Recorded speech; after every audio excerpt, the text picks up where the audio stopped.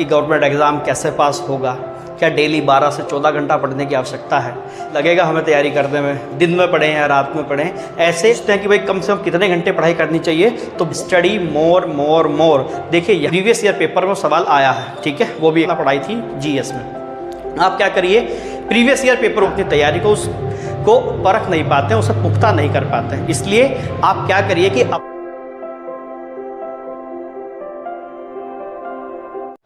नमस्कार दोस्तों, मेरा नाम आशीष है और मैं एक अध्यापक हूं।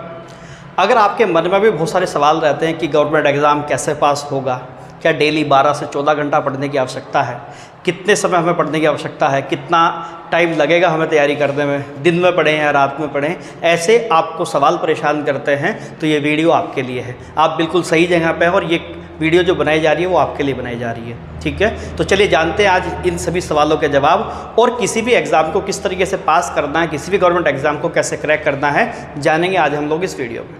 सबसे पहले मैं यहाँ पे एक डिस्क्लेमर डालना चाहता हूँ कि देखिए ये जो वीडियो मैं बना रहा हूँ वो एसएससी, यूपीएससी, यूकेपीएससी या अन्य पब्लिक सर्विस कमीशन और हमारे पास से जो पास हुए बच्चे जिन्होंने एग्ज़ाम क्रैक किया है और मेरे व्यक्तिगत अनुभवों के आधार पर ये बनाई जा रही है, तो ये शायद आपके किसी न किसी काम की हो सकती है। सबसे पहले मैं यहाँ पर बात करना चाहूँगा, कुछ मिथ्स हमारे बच्चों के पास होते हैं, यानी कि हम बहुत सारे मिथों में अपने आप को फांस लेते हैं। जैसे मैं बात करता हूँ, सबसे पहली बात कि अगर हम पूछते हैं कि भाई कम से कम कितने घंटे पढ़ाई करनी चाहिए, तो बहुत सारे बच्चे ऐसा कहते हैं कि 12 से 14 घंटे पढ़ना पड़ेगा तब जाकर के सिलेक्शन होगा, इससे कम में नहीं होता है, बहुत पढ़ना पड़ता है। तो नहीं, बिल्कुल भी इसकी ज़रूरत नहीं होती है। एक नहीं, बहुत सारे ऐसे टॉपर्स हैं जिसने ये कहा है कि हम ज़्यादा नहीं पढ़ते थे, बस एक लिमिटेड टाइम ऑफ पीरियड 6 घंटे 4 घंटे या एक निश्चित समय तक, लेकिन लगातार पढ़ते थे।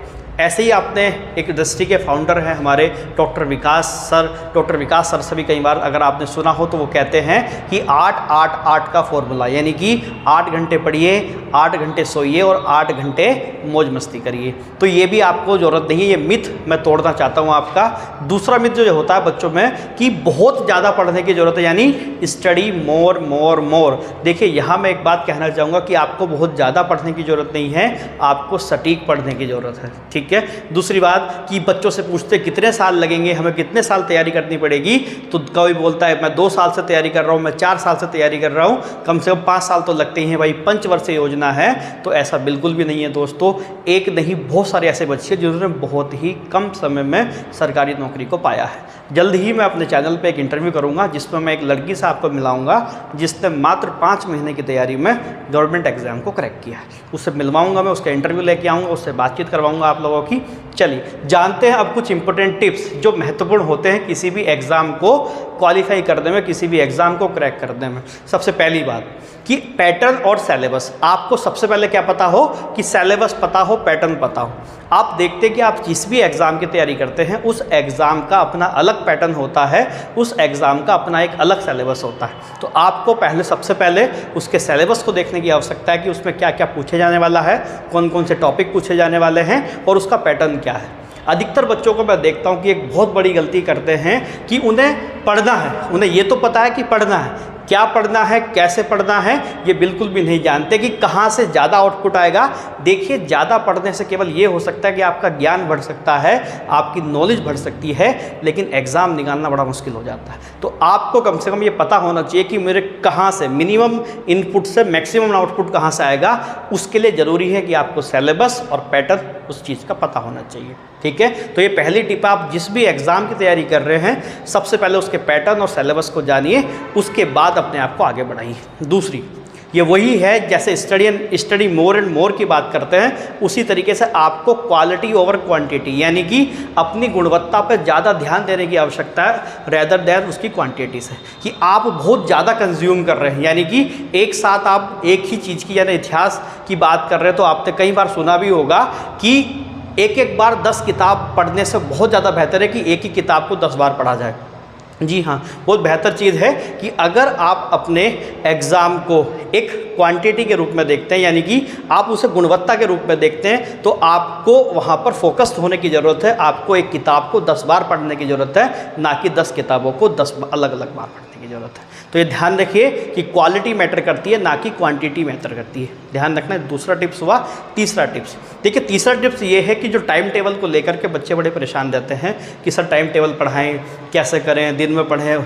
देखिए सबसे ज़्यादा मिथ जो होता है कि एक कहा जाता है कि more knowledge more confusion, no knowledge no confusion, यानी कि जितना ज़्यादा आप सुनते हैं, समझते हैं, लोगों से पूछते हैं, बातें करते हैं, वो उतना ज़्यादा आपको कन्फ्यूज़ करता है। तो इसके देखिए, कोई कहता है कि सुबह उठ के जल्दी पढ़ना चाहिए, कोई कहता है कि रात को देर तक पढ़ना चाहिए, कोई कहता है कि दिन में पढ़ना चाहिए, और कोई कहता है कि बिल्कुल भी नहीं पढ़ना चाहिए, तुक्के मार के पास हो जाना चाहिए।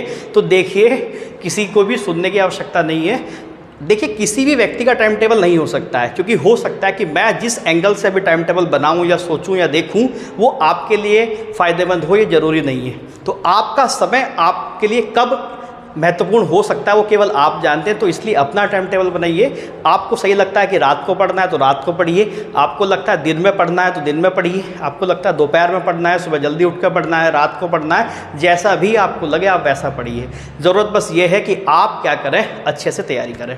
और इसमें एक मैं टिप और देना चाहूँगा। देखिए बहुत सारे बच्चे क्या करते हैं कि एक टाइम टेबल बना लेंगे और उसमें सेट कर लेंगे कि मुझे हिस्ट्री 1 घंटा पढ़ना है, ज्योग्राफी 2 घंटा पढ़ना है, या रीजनिंग उत्तराखंड जो भी आप पढ़ते हैं। उसमें देखिए गलती क्या कर बैठता है बच्चा कि मैंने जीएस 1 घंटा मान लिया। अब मान लिया कि मैं सिंधु घाटी सभ्यता पढ़ रहा हूँ इतिहास के अंदर, और 1 घंटे में उसका एक भी टॉपिक क्लियर नहीं हो पा रहा है, तो मैं क्या करूँगा, अरे मेरा तो 1 घंटा था जीएस का, वो पूरा हो गया। नहीं, आपको ये समझना कि आप जिस टॉपिक को लेकर के बैठे हैं उस टॉपिक को आज ख़त्म करें। वो 1 घंटा है, 1.5 लगे या 2 लगे या 2.5 लगे, एक टॉपिक को पूरी तरीके से ख़त्म करेंगे, ये इंपॉर्टेंट बात है। और देखिए दूसरी बात जो मैं आपको बताना चाहता हूँ वो ये है कि जब आप टॉपिक को कर रहे होते हैं तो आपको ध्यान रखना चाहिए कि आप किस तरीके से प्रीवियस ईयर पेपर में सवाल आया है, ठीक है, वो भी एक टिप है।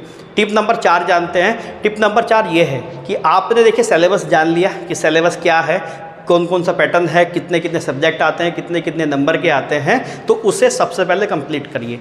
देखिए बहुत सारे बच्चे हैं, बहुत सारे क्या 99 बच्चा इस दुष्चक्र में फंस जाता है। वो क्या करता है कि सिलेबस निकाल लिया, शुरुआत करेगा, शुरुआत करने के साथ ही 2 महीने 4 महीने बैठेगा, सिलेबस पूरा हो नहीं पाएगा, पेपर में बैठ जाएगा, और पेपर में उठ जाते हैं फिर धुआं हो जाता है, आपकी आत्मा परमात्मा से मिल जाती है फिर, ठीक है। बड़ी समस्या होती है, बच्चे को लगता है कि मेरे बस का तो कुछ है ही नहीं, मैं कुछ भी नहीं कर पाऊँगा। फिर वो क्या करता है, फिर या तो छोड़ देता है या दोबारा से बैठता है, फिर वही वो लगातार पेपर में पेपर देता जाता है। देखिए बहुत सारे लोग आपको कहते होंगे कि भाई पेपर भर ले, देने में क्या है। देखिए अगर आप तैयार नहीं हैं, अगर आप पेपर देते हैं मेरे प्यारो, तो मोरल डाउन होता है उससे, क्योंकि पेपर में कुछ हो नहीं पाता और हमें ऐसा महसूस होता है कि सारी दुनिया के नालायकी हमारे ही अंदर है और हम ही परेशान हैं इस चीज़ से। तो सबसे पहले मेरे बच्चों इस दुष्चक्र में बिल्कुल भी नहीं फंसना हम लोगों ने। आपने क्या करना है कि कंप्लीट सिलेबस करना है, सिलेबस को कंप्लीट करना है, यानी कि जो भी आपके पेपर का सिलेबस है उसे पूरा कंप्लीट करिए। आप किसी भी टीचर से कर सकते हैं, आप अपने आप से कर सकते हैं, आप यूट्यूब की मदद ले सकते हैं, आप कोई ऑनलाइन कोर्स खरीद सकते हैं, आप किसी ऑफलाइन कोचिंग को ज्वाइन कर सकते हैं, वो जो आपको सही लगे वो आप वैसा कर सकते हैं। लेकिन ज़रूरी ये है कि जब आप पेपर में बैठे तो आपका सिलेबस कंप्लीट आपके पास होना चाहिए, आपने उसे अच्छे से पढ़ा हो, उसके बाद ही आप एग्ज़ाम में बैठे। दूसरी बात यहीं पे मैं आपको एक बात और बताना चाहूँगा मेरे व्यक्तिगत अनुभव से, कि अगर आप सिलेबस कंप्लीट करते हैं, यानी कि जैसे आप किसी टीचर से पढ़ते हैं, आप देखिए दूसरी बात यह है कि सब टीचर अच्छे होते हैं, कोई टीचर बुरा नहीं होता। अगर आपको लगता है कि जिस टीचर के पास मैं पढ़ता हूँ आप वो ऑनलाइन पढ़ते हैं, ऑफलाइन पढ़ते हैं, यूट्यूब से पढ़ते हैं, या जिससे भी पढ़ते हैं, और अगर आपको लगता है कि उसकी इंटेंशन मुझे पढ़ाने के लिए या हमें पढ़ाने के लिए बहुत बेहतर है, वो अपने दिलो जान से पूरी मेहनत करते हैं, ईमानदारी से पढ़ाते हैं, तो वो टीचर कभी आपका बुरा नहीं चाहेगा, वो ईमानदारी से ही पढ़ा रहा होगा। कुछ टीचर ऐसे होते हैं कि जो शायद उन्हें बोझ लगता है पढ़ाना, तो उनसे दूर रहें, यानी कि फेक लोगों से दूर रहें। अगर आपको लगता है कि टीचर रियल है तो उसके साथ रहिए, वो मेहनत करेंगे आपके साथ। दूसरी बात, जैसे ही आपको ये कैसे पता चलेगा कि रियल है या फेक है या किस तरीके से है, जैसे कि मैं आपसे बात करता हूँ, जैसे कि हम लोगों ने मान लिया सिंधु घाटी सभ्यता पढ़ा, या मैं कहता हूँ कि मैंने अभी आप लोगों को प्रस्तावना पढ़ाई थी जीएस में। आप क्या करिए, प्रीवियस ईयर पेपर उठाइए जीएस के अंदर, और उसके अंदर देखिए प्रस्तावना में कौन कौन से सवाल आए हैं।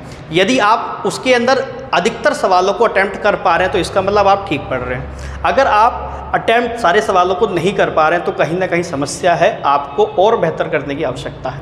देखिए अब मार्केट के अंदर इतनी किताबें अवेलेबल हैं जो अलग अलग टॉपिक को सब टॉपिक में डिवाइड करके उनके प्रीवियस ईयर को कंपाइल करके आप तक पहुंचा रहे हैं। तो आप कोई भी मार्केट से खरीद लिए और देखिए, एक एक टॉपिक को कंप्लीट करिए और उसका प्रीवियस ईयर देखता जाइए। देखिए दूसरी बात होता क्या है कि जब तक हमें ये पता नहीं होता कि हम जिस टॉपिक को पढ़ रहे हैं कि उसमें से क्या पहले पूछा गया है, तो शायद आप अपनी तैयारी को परख नहीं पाते हैं, उसे पुख्ता नहीं कर पाते हैं। इसलिए आप क्या करिए कि अपने टॉपिक को पढ़ते समय प्रीवियस ईयर का ध्यान रखिए। आपने मान लिया एक टॉपिक पूरा किया तो प्रीवियस ईयर पर तुरंत जाइए और वहाँ देखिए कि मैंने इस टॉपिक में क्या क्या पढ़ लिया है, क्या क्या मुझसे हो पा रहा है, क्या क्या मुझसे नहीं हो पा रहा है। ठीक है, ये रही आपकी चौथी टिप। और आज की लास्ट अंतिम टिप क्या है? पांचवी टिप ये है कि अगर आपने सिलेबस अच्छे से कंप्लीट कर लिया, प्रीवियस ईयर आपने अच्छे से लगा लिया, तो फिर आपको ज़रूरत है प्रैक्टिस सेट या मॉक टेस्ट की। आप प्रैक्टिस सेट लगाइए, मॉक टेस्ट लगाइए, उनसे सीखने की ज़रूरत आपको पड़ेगी, उनसे सीखिए। और देखिए कई बार ऐसा होता है कि शुरुआती तौर में कि आपने जब प्रैक्टिस सेट लगाने शुरू करोगे तो आपके स्कोर हो सकता है डाउन रहे, लेकिन उसमें आपको क्या करना है कि उसमें जो चीज़ें आपको पता है वो आपके नोट्स में अवेलेबल हैं, वो आप सब जानते हैं कि आपने क्या क्या पढ़ा है।